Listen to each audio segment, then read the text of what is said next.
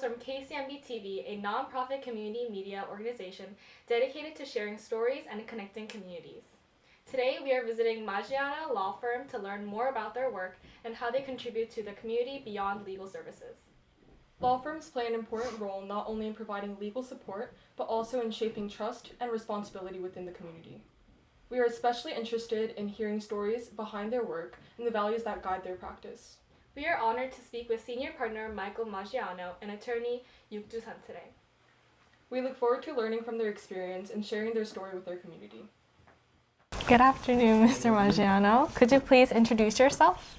Good afternoon. My name's Michael Maggiano, and I'm a trial lawyer with offices in Fort Lee, Hackensack, and the Bronx, New York.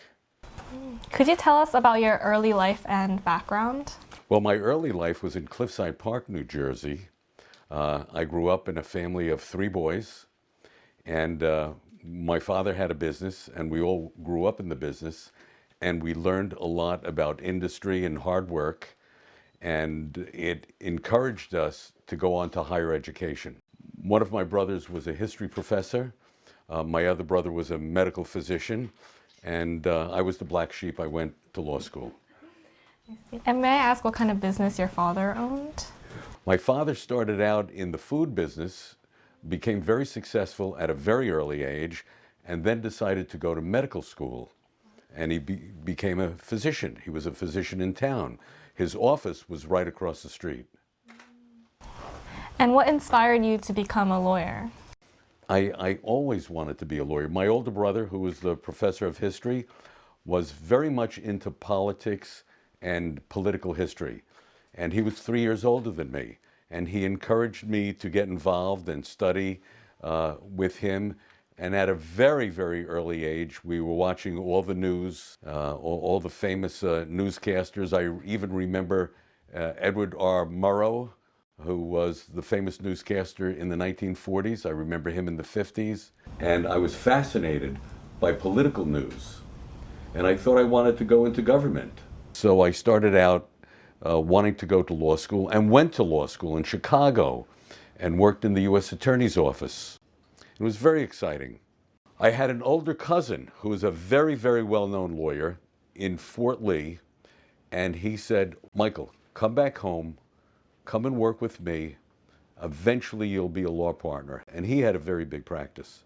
So I came back home and I worked with him, and I worked very hard, and I learned a lot about practicing trial cases in New York and New Jersey. So I was doing criminal law and personal injury law in New York and New Jersey. Back then, the better you got at being a criminal lawyer, the heavier the calls you got. And back then, there were no cell phones. It was all by your telephone.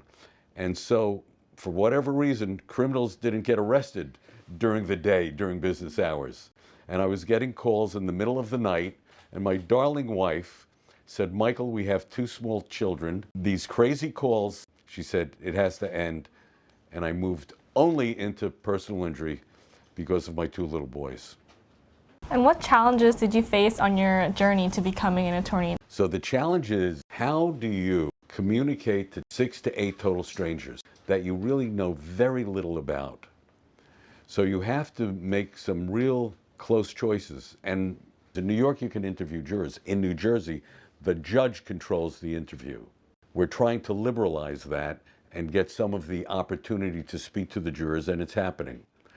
So in a very short period of time, it is your job to talk to 8 total strangers to get a sense of where they are at and make decisions on whether they are fair and reasonable to sit on your jury. That's the toughest. I believe that the hardest but most important part of your case is jury selection. Who are the decision makers? That has its own challenges in picking jurors where I'm representing Korean clients. And today I'm representing many Korean clients. And so I want to find out, is there an Asian bias? To this day in Bergen County, most of the jury pool is not Asian. And that's concerning, because if I'm trying a case for a Korean, whether it be a Korean or a Korean American, I should be having a jury of my client's peers. And I don't see that yet. So I have to work on that and talk to people about it. So the key to me, where the rubber meets the road, jury selection. I think you have a lot of passion for the things that you do, so I would just like to ask you a little bit more about your experience. What does being a lawyer mean to you personally? To me, it means being an advocate for your client. It means being a spokesperson for often those who are marginalized, will not have a vote, will not have a say in the outcome of where they will be in life because of their injuries. Frequently, my clients are totally disabled. Frequently, my clients have suffered traumatic brain injury, spinal injury, burn injury, neck and back injuries, and can't work anymore. So they don't have a say, really, right, in where they will be in life, where they will be in the social fabric. We become their last best hope through the court system, through trial by jury. And in many times, our clients have told us, if you did not win, we don't know what we would have done. I think I can see how much you value your clients and the people that you work with. So is there like a specific case or experience that had an impact on who you are today? Yes. Years ago, in a malpractice case, a young lady, African American, went into a hospital for a garden variety knee replacement. And during the knee replacement, she was suffering a pulmonary embolism without any treatment, apparently undiagnosed. And it was released into chambers, arteries toward the heart, and blocked the passage of oxygen-rich blood to her heart. And she suffered a major stroke. She became a quadriplegic and brain damaged. But she could think, she had an understanding of who she was and where she was, but she had no control of most of herself. I was asked to get involved in this case. They were having trouble figuring out theory of liability and a theme for the case. And I met with her. And the next thing was to get into the lawsuit and find the right experts. So we did put together a great team of doctors against their great team of doctors, and we pursued the case. On the eve of trial, defense wanted to talk settlement. I had gone out to Palo Alto, California, to meet with a leading communication expert on how to create storyboards, 3 giant boards. So I created a timeline of her being tracked and going down and down and down and down and no response, and finally code red. And I brought those boards into court on the first day of trial, and all the defense lawyers were gathered around the board. And one of the defense lawyers came up to me and said, "Is there any issue with it?" I said, "I am telling you, I've gone over it with my doctors time and time again, and that is the story of her case to disaster." And you could follow it, how many times they had an opportunity to look at her chart, look at her records, and nothing was done until the code was called. The key attorney is studying it, studying it, studying it. I'm sitting there quietly. He turns away, and I see beads of sweat on his head. I said, "I got him." Next thing I know is, "The judge wants to see you." I walk into the judge's chambers. All the lawyers are there for the defense. "Mr. Maggiano, they'd like to make an offer." They made an offer in the millions. Not enough. That night, I went to the nursing home and I met my client. And I said, "I think they're going to make a substantial offer. Today they offered $5 million. Tomorrow I think they'll double it. What do you think?" And in her voice she said, "Not enough." I said, "Well, I could try the case and I'm happy to, but there's no second place in the courtroom. You win or you lose. What if we try the case and I lose? Then I die." "Okay, you're really putting the pressure on me. I will go and fight like hell, and I promise you I will not lose your case. I will win." I went to court the next day and I said, "Not enough." So that became our theme for the day. And this kept going on and on and on for 2 days. Finally, they came to a very substantial offer. I am bound by secrecy. I'm bound by a confidentiality agreement. But I will tell you, until the time of her passing, she lived very, very well to the extent that she could. And I was very proud of that because everybody thought there was no case. She walked into that hospital for a knee replacement and she came out as a quadriplegic. And there has to be an answer. And if there's no answer that makes sense, then somebody's going to have to pay a lot of money. And they did. We couldn't fix their lives in terms of health, but we could make sure they'd be safe to the best money can. And that's our job. We can't do more than that. And I tell all my clients that. I wish I could change things. If I was a magician, I'd wave a magic wand and you'd be better, but there's no magic. So we're left with talking about money. Because if we don't talk about money for her, then there's no justice at all for anyone. What do you think makes your firm unique and distinguished amongst other firms? We have a lot of courage. We really believe in what we do. We believe that lawyers make a difference in our society. We believe we're the spokespeople, as I said earlier, for those who would not have a voice in the courthouse. You know, most people can't afford lawyers. You know that. Lawyers are pretty pricey. We don't charge anything. Charge nothing. You will get the very best care. You will get the very best experts in the world, and it won't cost you a thing. At the end of the case, you will get justice, and we fight for that. We don't believe in losing. There's only one place, and that's the winner's circle. There's no second place, there's no third place. Either you win or you lose. We're not in the business of losing. We understand that your firm is not just a law firm, but also a firm that actively contributes to the community in multiple ways. We would love to learn more about your role and impact within your community. The community has been very, very good to us, always.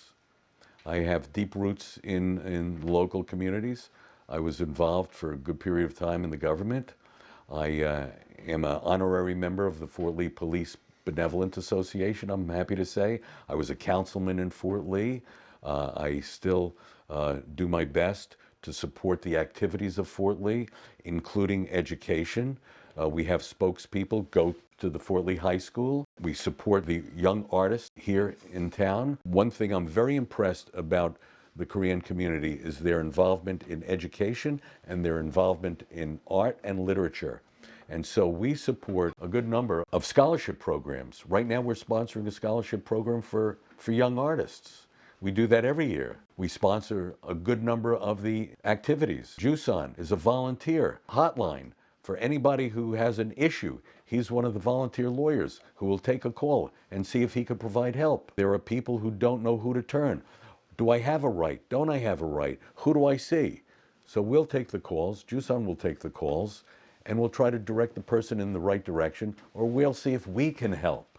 I think it's very respectable to see your firm contributing to the community beyond legal services. I wanted to ask you, what motivates this? How does your firm actively stay involved in the community? It's easy. It's a choice. You make a choice. Is this going to be all about me? Is it going to be all about how much money I can make? Or is it going to be about what I can do for society? You know, at the end of the day, we will all go to the same place. And there'll be questions. What have you done down there? And do you belong up here or in that other place? So I hope I have a good resume. What are your hopes for the future of your firm? I am working very hard at making sure that everyone here is a fine trial lawyer. I believe in trial by jury. I believe in the Seventh Amendment. I would hate to see if we lost the opportunity to go to the courthouse and we were left with only arbitration, which is a dangerous place to frequently be. And we're seeing too many arbitration clauses in all types of agreements and documents, but it's forced arbitration. These are, we have no say. People have no say. Consumers have no say. You either take it or leave it. And that's wrong. We believe that there should be trial by jury where we take our cases to our peers, members of our community, and let them hear what's happened and let them decide. That's true justice. That's true democracy. And if that is ever taken away from us, and there are forces in our country today who'd want to see the Seventh Amendment taken away from people, Not corporations, let them try their cases, but from people. We have to be very protective of our right as citizens to trial by jury. And I'm encouraging our lawyers to be involved in every way they can. I started the New Jersey Association for Political Justice Political Action Committee over 30 years ago so that we would have a voice in Trenton speaking for the consumer, speaking for citizens, speaking for the injured, speaking for children in institutions, speaking for those who would not be heard. And it's working. Our Political Action Committee has respect.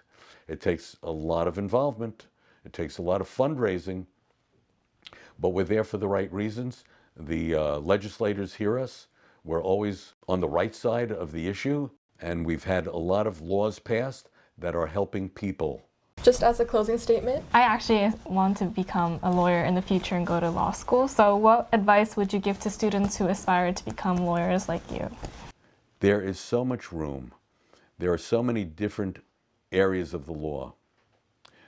You name it, there's a specialty area. From privacy, that's an expanding area. Privacy issues is very big today. Trademark cases are very big. The electronic age has just exploded all of the specialty areas. What I do is personal injury.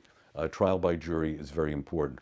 But trial by jury in other areas, employment law, whether you represent an employer or an employee. People who are prejudiced because of their choices as to who they are as people, for years have been mistreated and treated criminally. But that's how God made them. And we should not be there to criticize. If that's who they are, that's who they are. And they're entitled to the same rights. And if they choose to be as adults transgender, that's their choice. And there's transgender lawyers and transgender legislators and homosexual judges. So there's many opportunities and so many different ways that you can serve really the community and you could serve society by helping it become a kinder, more concerned society. thank you, Mr. Thank you Maggiano. It was a pleasure to so speak to you. My pleasure. Hello, good afternoon. Could you please introduce yourself? My name is Yook Jusun, Yook. I'm an attorney with Maggiano, DiGirolamo Lizzi. We are located in Fort Lee, Hackensack, New Jersey, and Bronx, New York. And we do personal injury litigation and trial work. What inspired you to pursue a legal career? How do I say this? People say, I wanted to help people. I wasn't like that. Yeah, I wasn't like that. Like my goal was to go to law school because I wanted to study law. Thought about being an attorney. That was the next step. I went into the law school to study law. And then I passed the bar and I started to practice litigation, and I wouldn't do anything else. This is all I know. And I love my work. Do you know the reason why you were attracted to law itself? To be honest with you, after my master's degree in economics, I always thought to myself, there's something else, right? Yeah, there's something else. Other than looking at graphs, data tables, running computer program, right? I did have an offer for a job after my master's program, but I was searching for something else and something more humane, right? Yeah, and that's what led me to go to law school. As a Korean American attorney, what has your journey been like? Whether you are a American or a Korean American or a Korean who came from Korea, journey as an attorney is, being an attorney is not easy, right? Especially first 5 years. Doctors have a residency program. Lawyers don't have that. So once you pass the bar, you begin to practice. You should consider your first 5 years as a residency. Like, don't expect to make a lot of money. And it wasn't easy, but I started to practice law in New York City. And for 6 years, I stayed there. And it wasn't easy. 80 hours a week, 90 hours a week. I used to go to court every day. Just go to Queens, Bronx, New York County, Westchester. Definitely not easy, but I would do it again. And how did you come to work at this firm? So when I was practicing in New York, there was a defense lawyer. I was talking to this defense lawyer. I do plaintiff side. I represent victim. Defense lawyers, they represent insurance company. They defend my lawsuit. We start a lawsuit, they defend it. 거기서 they were talking about this firm in New Jersey, right? Oh, have you heard about this firm? And they're very great. They do a lot of great trial work. So what's the name? I was like, Maggiano, DiGirolamo Lizzi, right? Oh, I live right across here. So, that's the firm across my house. And I wish I could get a job there. When I get a chance, I would like to work there. And there was an opening. They were looking for an attorney. I applied, and I get a call from managing partner, and I got the job. Wait, so you were situated in New Jersey, but you... Yeah, I live in New Jersey, but I worked in New York. I'm licensed in both states. So, yeah. What have you learned from working here, other than like other works that you've done in New York City? When I was in New York, I did a lot of lawyers' work. I went to trials, I tried cases, I defended motions, I did a lot of appellate briefs, I sat for depositions, but I never really got to talk to the client. Then when I got here, I got to do that. And I'm a different attorney now. Yeah. That must have set a lot of values for you to just work with other people, to talk to them more. That's an amazing experience. What is it like working with colleagues that come from like different cultural backgrounds? Like, are there times when you're like, oh, that's completely different from me, but I respect that and I understand that? 그런 거는 뉴욕에서 일할 때도 the firm had a lot of diversity, right? So it's not very new to me. But here, people come from different professional background. There are two attorneys who used to be prosecutors.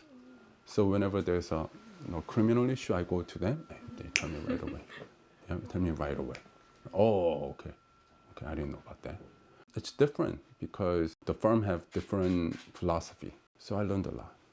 Are there like some challenges that you faced, and if you did, how did you overcome them? So I came from Korean American firm in New York City. There were non-Korean attorneys working for the firm as well. But it was mostly Korean clients, right? At least when I worked there.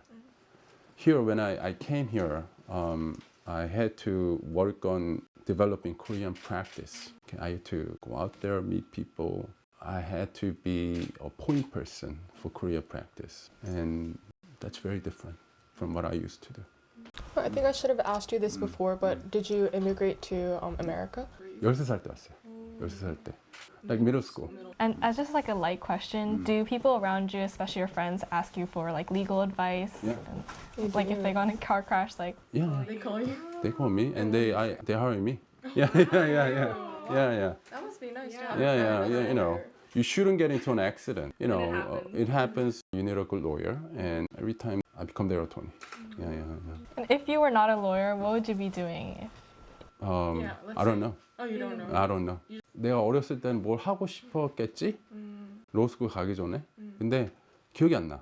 Ever since I became an attorney, 그냥 이거 하고 그냥 이것만 했으니까. I think it's really rare to see people like that because a lot of the times people want to do this and they suddenly change their minds. Like they go to medical school, and all of a sudden they drop out and they become a lawyer. So that's actually very interesting to see. So amongst my friends who want to become a lawyer, it's either like this big two questions are like, you go into a big law firm, make a lot of money and retire at 50, or you go into a smaller law firm, help the little people out and just stay there. What would you say about that great divide? It's a personal choice. 저는 personal choice. 나는 그냥 누구 회사를 위해서 일하고 싶진 않아. 그러니까 when I say 회사를 일하고 싶지 않아, 그거는 I don't want to represent company. 내가 변호사로서 어떤 회사의 big corporation, I don't want to represent big corporations. I mean, there might be a lot of money in it, but individual을 represent 하는 게 more fulfilling한 것 같아 나는 그게. And you have like a tight-knit community. Like you actually know the people that you're working with, so it's nice. Yeah. Is there a final message that you'd like to share for the community? 이민 생활이 힘들어. 두려운 면도 많을 거예요. 누군가가 도와줄 그 손길을 뻗칠 거예요. 변호사들 중에서도 굉장히 좋은 사람이 많아요. 그러니까 꼭 퍼스널 인주리 로이어가 아니더라도 변호사들이 진짜 truly good heart 있는 사람들이 많고 진짜 도우려고 하는 사람들이 많으니까 그러니까 손을 뻗치면은 언젠가 도움이 오는 것 같아요. 그래서 그냥 내가 커뮤니티한테 하고 싶은 얘기는 물론 어떤 변호사는 안 좋은 변호사도 있겠죠. 근데 a lot of them has a good heart. 이렇게 도움을 요청을 할 때 두려워하지 말고 reach out. 예. Thank you for your inspiring insight. Thank you. Thank you so much. Today, we had the opportunity to learn that law is not just about rules, but about people, values, and responsibility. Through Mr. Maggiano's story, we saw how one person's journey can shape a meaningful impact within the community. And through attorney Yook Jusun's experience, we were able to see how the next generation continue that impact and bring new perspectives. It was especially inspiring to see how diverse experiences and backgrounds can come together to create a stronger community. We hope this story inspires the next generation to pursue their dreams and find ways to give back to their communities. At KCMB-TV, we are committed to sharing stories that connect people and strengthen our community. Thank you for watching.